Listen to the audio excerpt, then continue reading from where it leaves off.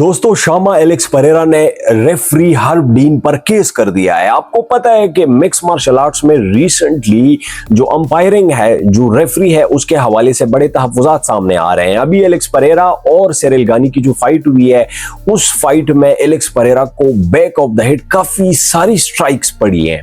अब उसके बाद एलेक्स परेरा ने अपनी तस्वीरें भी सोशल मीडिया पे शेयर की और उसने बताया कि किस तरह उसको हेड के यहाँ पे थ्रू आउट उसको ये जो डेंजर एरिया होता है इसके आसपास उसको स्ट्राइक्स पड़ी थी। अब आप ये बात समझें कि इलीगल स्ट्राइक क्या है।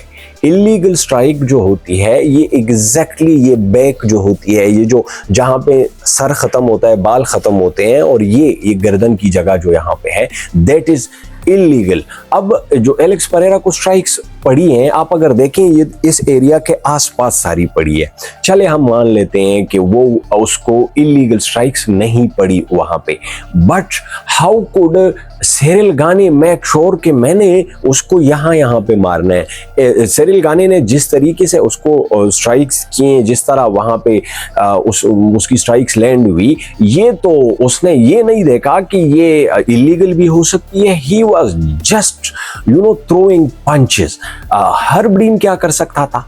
हर्ब डीन इस दौरान चीख सकता था, चिल्ला सकता था कि आप इलीगल स्ट्राइक नहीं कर सकते हो, look at the back of the head, या उस पर ध्यान रखो, लेकिन उसने कुछ नहीं कहा उस दौरान।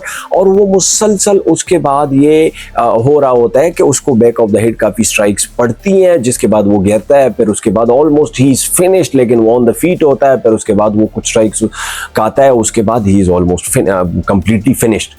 अब ये जो केस किया है एलेक्स परेरा ने हर्ब डीन के खिलाफ, इसका एमएमए की फ्यूचर रेफरिंग जो है उस पे, अंपायरिंग पे बड़ा असर पड़ने वाला है। अब शायद इस बात को सीरियस लिया जाए जब एलेक्स परेरा के जैसे बड़ी सुपरस्टार के साथ ये हो चुका।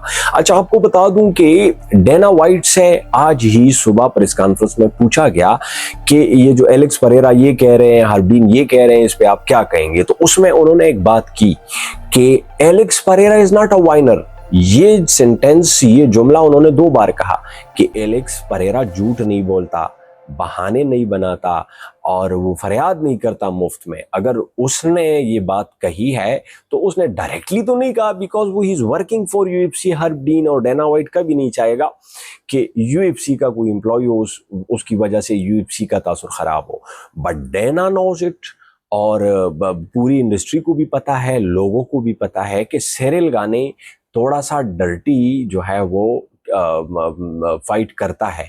ये हमें एस्पेनाल के बाद तो लगा कि शायद एस्पेनाल वाइन कर रहे हैं, अब एलेक्स परेरा के साथ भी ये हो चुका, तो ऑब्वियसली इसका फ्यूचर में कोई ना कोई हल निकालना पड़ेगा। अब हमें क्या पता है कि इस स्ट्राइकिंग से एलेक्स परेरा की फ्यूचर पे क्या असर पड़ा है, उसकी एक्चुअल हेल्थ पे क्या असर पड़ा होगा।